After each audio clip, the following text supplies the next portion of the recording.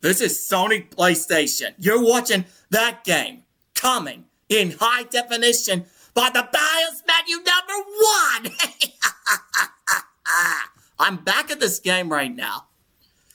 So everybody knows this is going to be like an arcade, like this anniversary, what I'm about to show you. Maybe y'all recognize how this game's really important. So here it goes, and voila! It's about when you win all the arcade games right here. And I know somebody or someone will all know that this game's really important. So I want every one of you guys to enjoy what playing it. Entitled right here in this game, what I'm holding. So the title of this PlayStation is, you can win it on Atari Anniversary Edition ReDux. Then on the back right here, it's really kind of a cool game right here. It's the Atari Anniversary Edition. It's where you can listen to that clip of that video right here. I don't know what it was, but this is really going to be serious here. But I'm telling you what, this arcade's really cool one. Not me, a really cool one. So you can see right here. This is really awesome game. And I made that.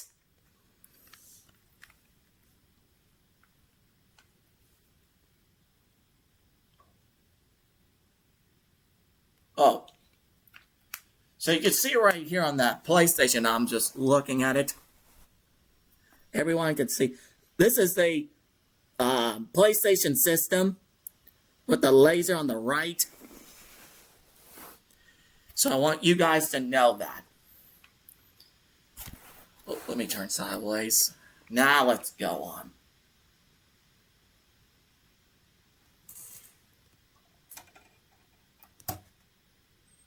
Leave that console open. Because this right here, guys, is a dual shock analog stick controller. With the red light, not the green light, just the red light. So again, dual joystick shock analog stick controller with just a shock on this. And I cannot make that. Now, the BIOS menu. Since this is the 4th system that I have right now, memory card right here. And check it out, everyone. And I mean that. I mean, this is a pretty wow. A pretty wow. And I cannot mean that. You better listen to me. You little Atari missing this. Just push the CD player and look at all that again. And every time I mean that, I mean a pretty wow. And I again, wow. This is going to be an awesome game. Now, power off. Close it. Let's go.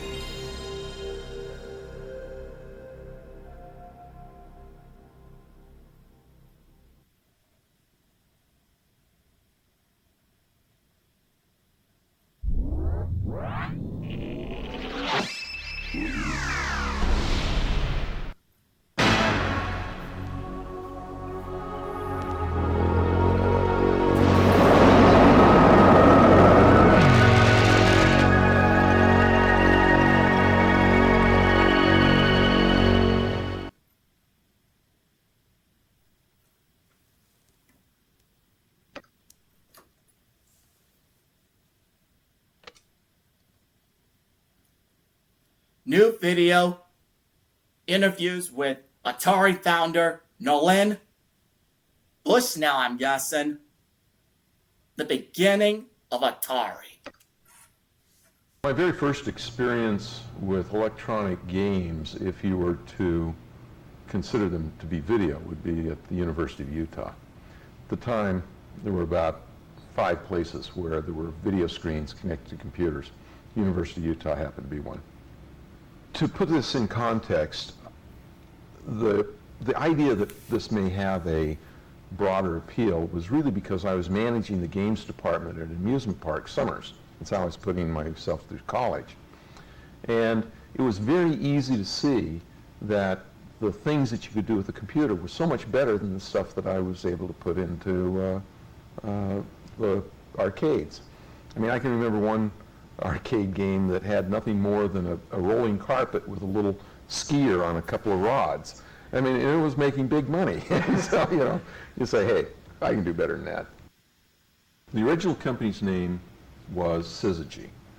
And we got that out of the dictionary, and we just thought it was cool. Of course, we were techies and engineers, and the fact that nobody could pronounce it or spell it didn't seem to bother us. People called us Syzygy and Syzygy, and we thought that it was great. The alignment of planets in a gravitational field, you know, and all that sort of stuff. But it turned out when we went to incorporate, we started out as just a partnership. It was already taken by a candle maker in Mendocino. So we had to choose something else. Atari was on the list, and we got the name from the game of Go, which we were playing at the time. And it's a Japanese game, and if I'm about to take a group of your stones, I say Atari, which is sort of like polite warning that you were going to be engulfed. And I thought that was a great aggressive name for a company. Syzygy was started in my daughter's bedroom. Computer Space was actually done in the daughter's bedroom. I had a 3-bedroom house, and I had 2 daughters. So I just put the 2 daughters together and turned her bedroom into the lab. The first game that I did was a game called Computer Space, which was loosely patterned off of the game that Steve Russell did on the PDP-10 at MIT, which sort of went like wildfire throughout the computer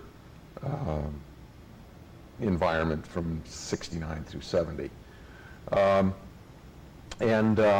It was a flying saucer and a rocket ship, and you'd fly around and you'd use Newton's first law, and you know, it was cool, and all my friends loved it, and all my friends were engineers. People ask me, did you ever think it was going to get this big? And it was difficult to quantify what big was in those days.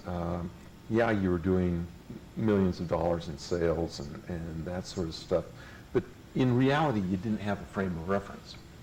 But I can remember driving in one morning and seeing this parking lot, and we'd outgrown the facility, and we had cars parked up and down the street, and the parking lot was completely full and double parked. And I thought to myself, you know, indirectly, games are paying for all these cars. And somehow the physical actuality of a car, and knowing how much that was, and there were so many of them, that was kind of a defining moment, because I can remember I said, wow, we've created a monster here. Atari was able to attract the best and the brightest. And you'd get in a room with some of these guys, and the synapses there was almost electricity in the air. And it was such an exciting thing to go after the best and the brightest and be able to bring them in. Because this was at a time in Silicon Valley where everybody was going to the bare cubicle and that sort of thing. We put in offices and hot tubs and various things. Well, it was very, very interesting. I mean, it was the early 70s in Silicon Valley, in California, a lot of hippies, and rock music, and we were very young. And it was a kind of, in a way, we decided that it was going to be a little bit of a social experience, or experiment. And we had all kinds of company benefits and parties and things like that. I remember that when we went to get health insurance, that the health insurance guys had never seen a demographic that was so young. I mean, Al Alcorn was 27, I was 29. and I think the oldest guy we had was like 38. And a lot of our line workers were 17, 18, 19. And so they'd just never seen that kind of demographic in a company of, I think we're up to 200 employees at the time, 300. And so we got this, you know, we got dental, we got the eyeglasses, prescriptions for virtually nothing because of the statistics. But they made one mistake. They put in orthodontia. And so many of the girls on the line were young enough, they said, I've always wanted to get my teeth straightened. And so I looked out one day and the whole line was sporting new braces. Atari grew without venture capital. We didn't have a penny of venture capital until we were about 40 million in sales.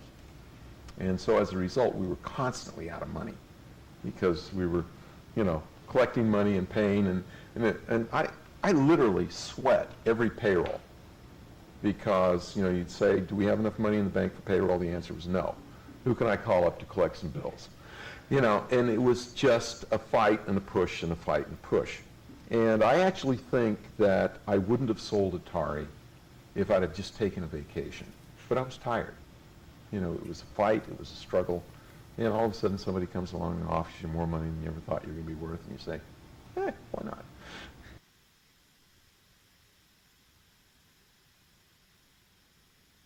History of Pong.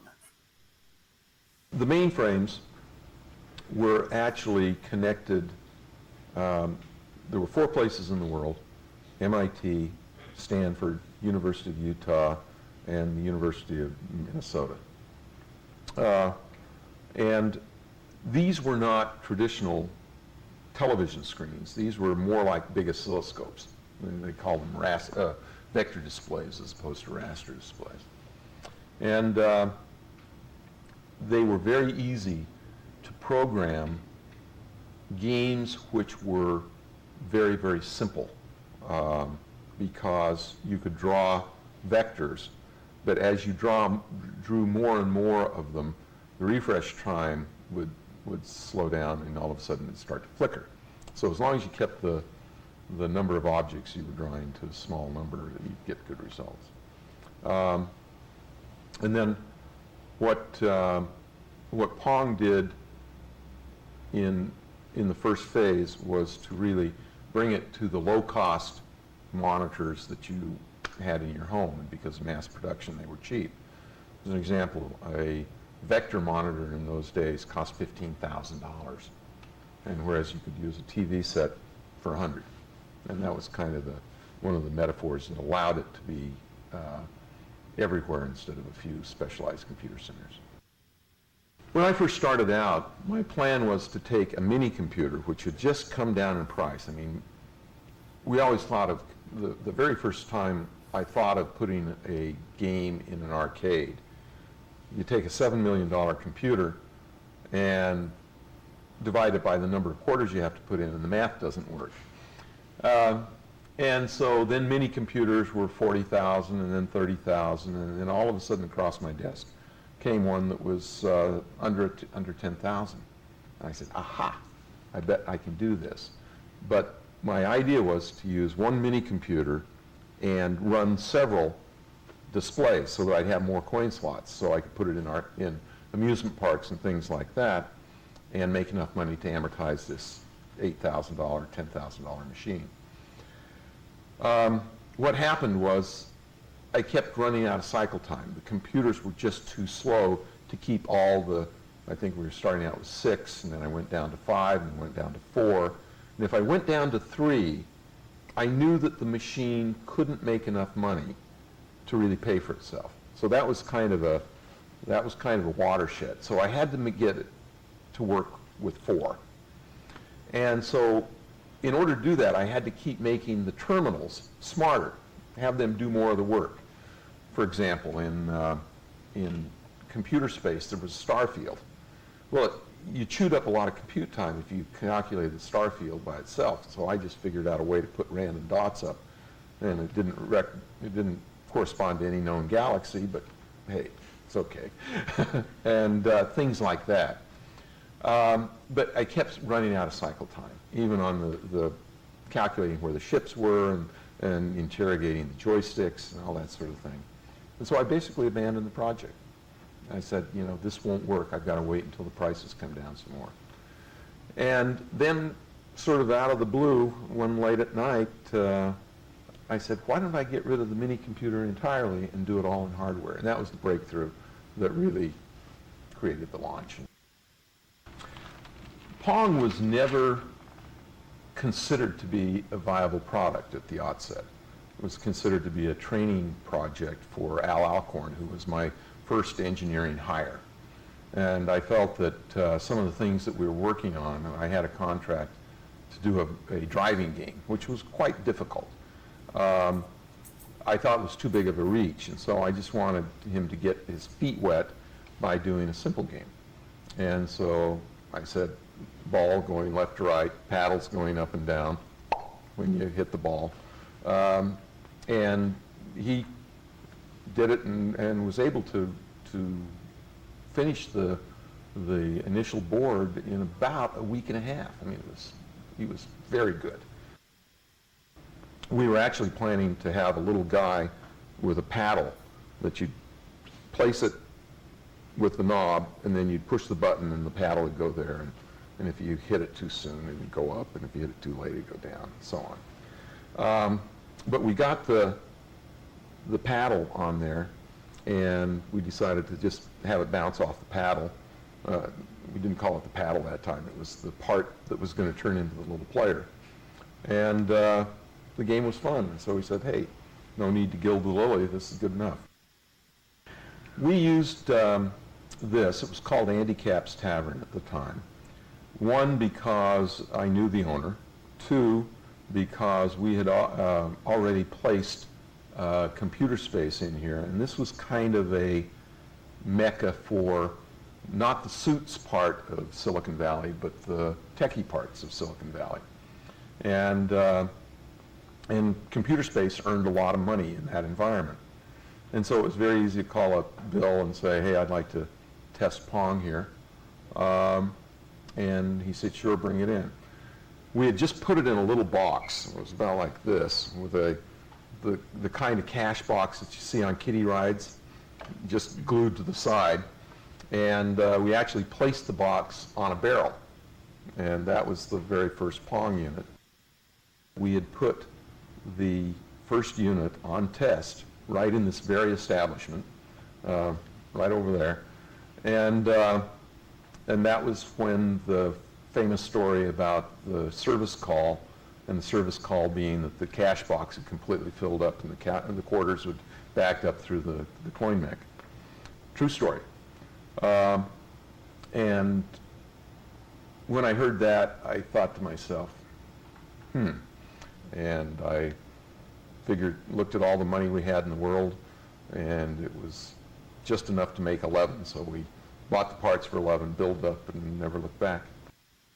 It was doing so well, I said, if I can't sell these 11, I can collect enough money just by putting them on location that I know I can pay for the parts and all the other things and keep the company running.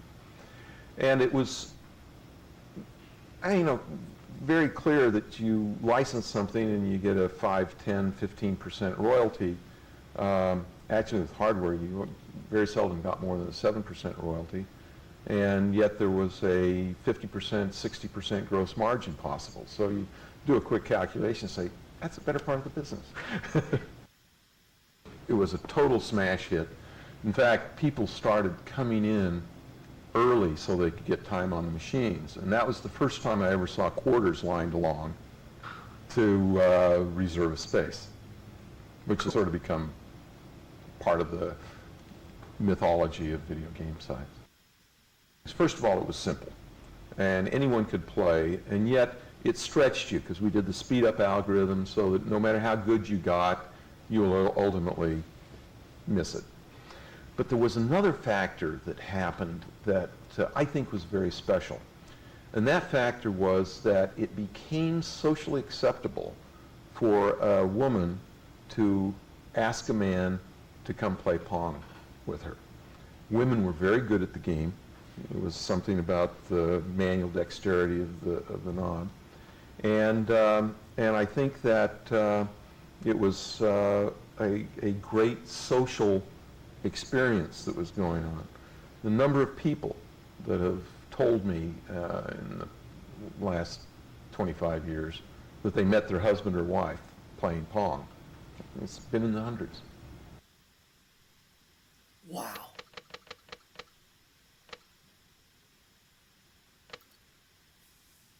I'm going to do, I think, 2 more. And it's the trick to free games in Pong.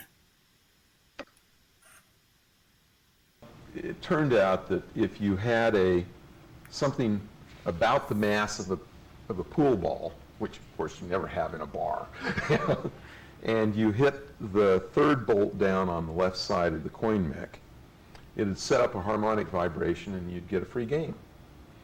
And literally, whenever it's possible to cheat and get a free game, the world knows about it in about a femtosecond from the first person who discovers it.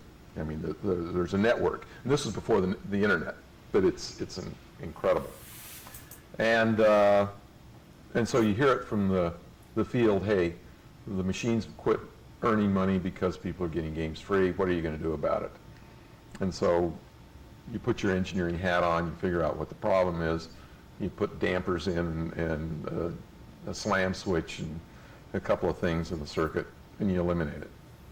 The other one that happened is in dry climates, if they happen to be placed on a carpet, and if you could really get a big electrical charge, and if you hit, in this case, it was the top bolt, you'd get a spark that would go through and it would reset the machine, and about 1 in 3 times it'd start the machine.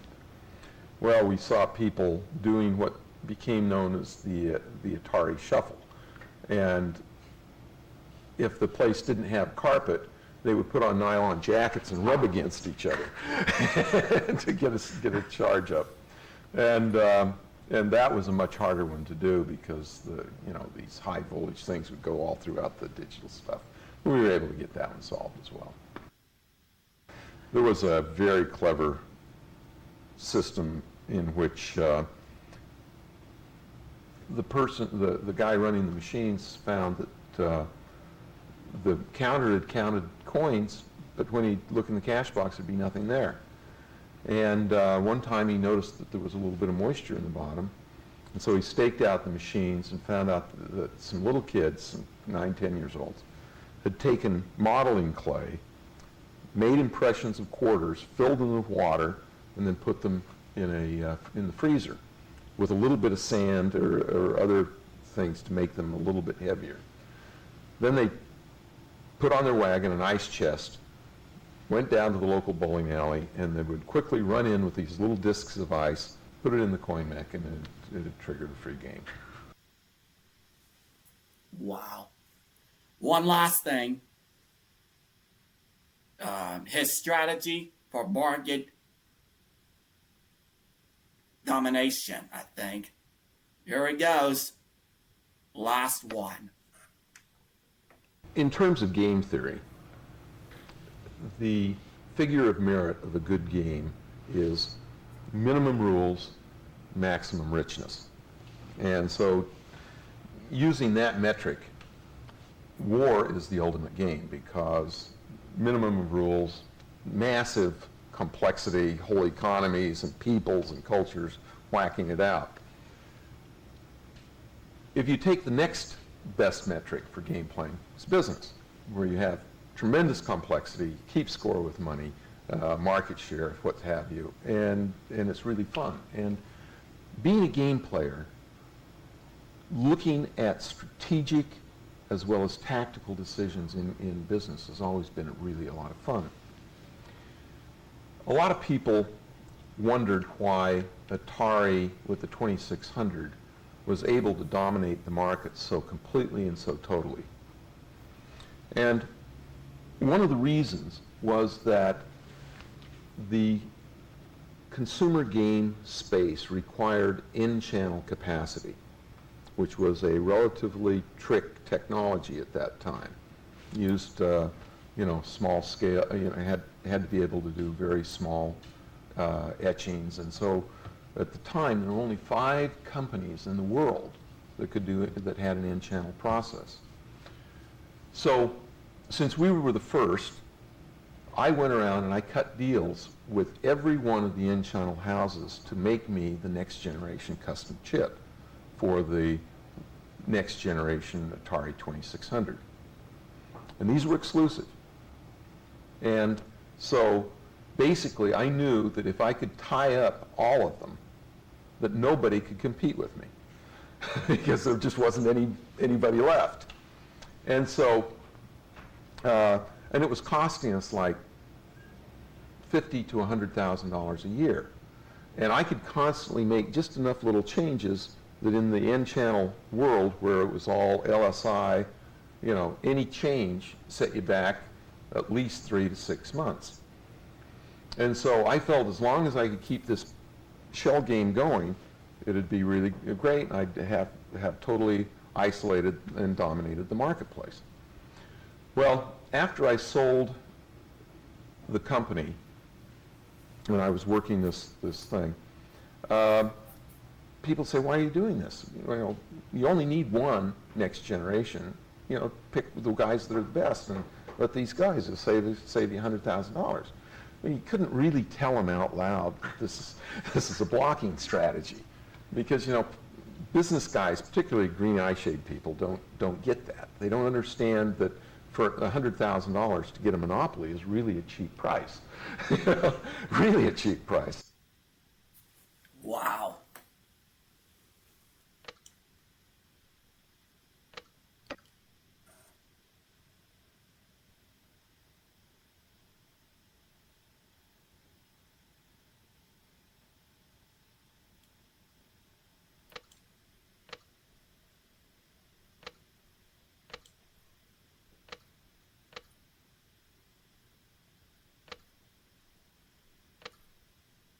The asteroids is the first one.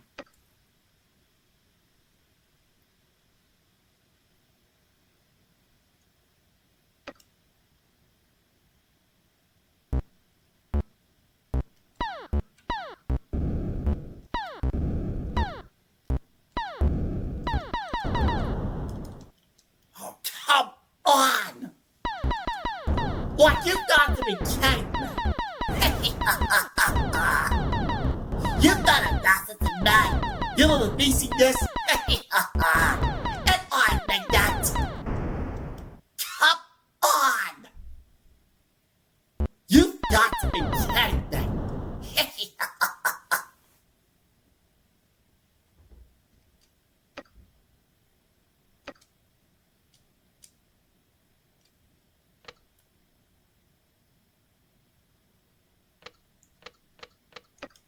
To a different game.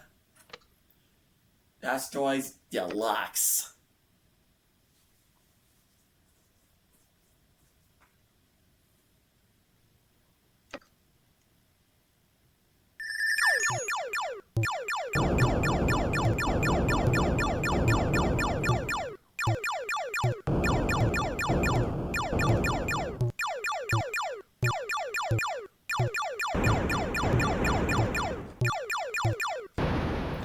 Oh, come on!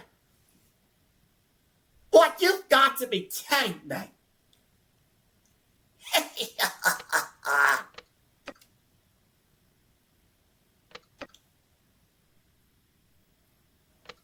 Battle Zone is up next.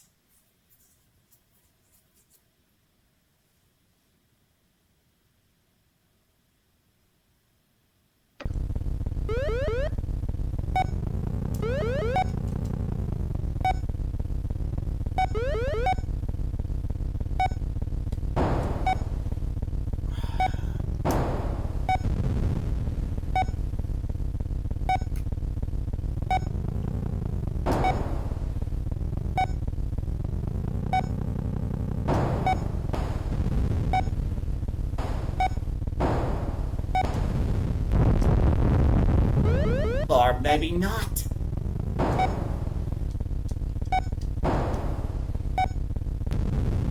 Wow.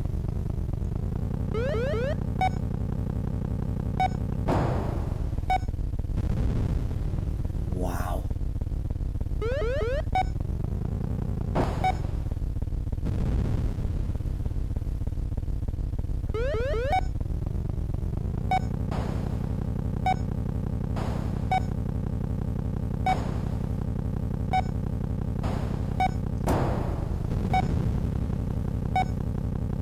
I don't see it. I don't see it. You better listen to me. You little business. Like, come on. What, you've got to be telling me.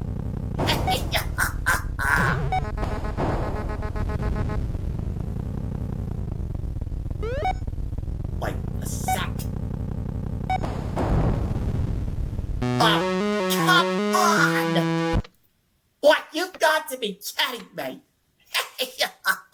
And I mean that. Black Widow's the fourth one.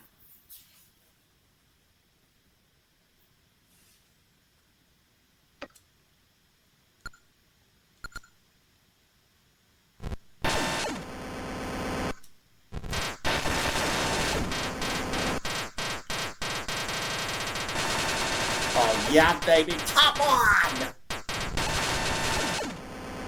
Oh, come on!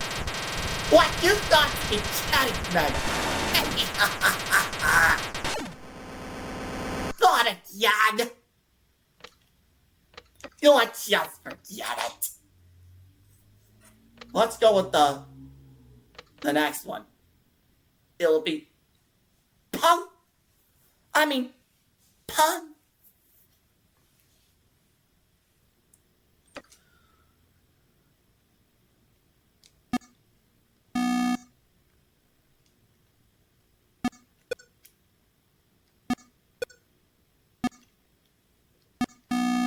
Oh, baby, not. Oh, come on. What, you've got to be absolutely 100% of kidding me.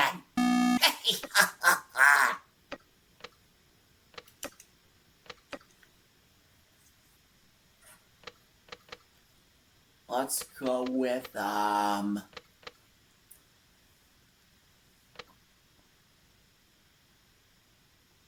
the last one that I'm gonna close. Gravatar.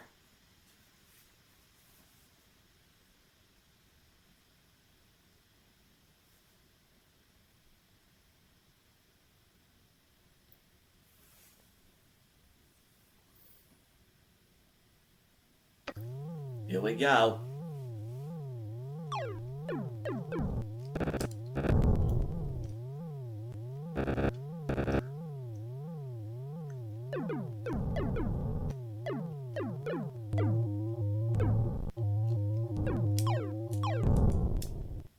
Oh, come on!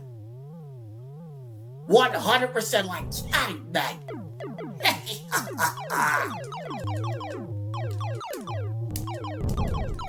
There we go.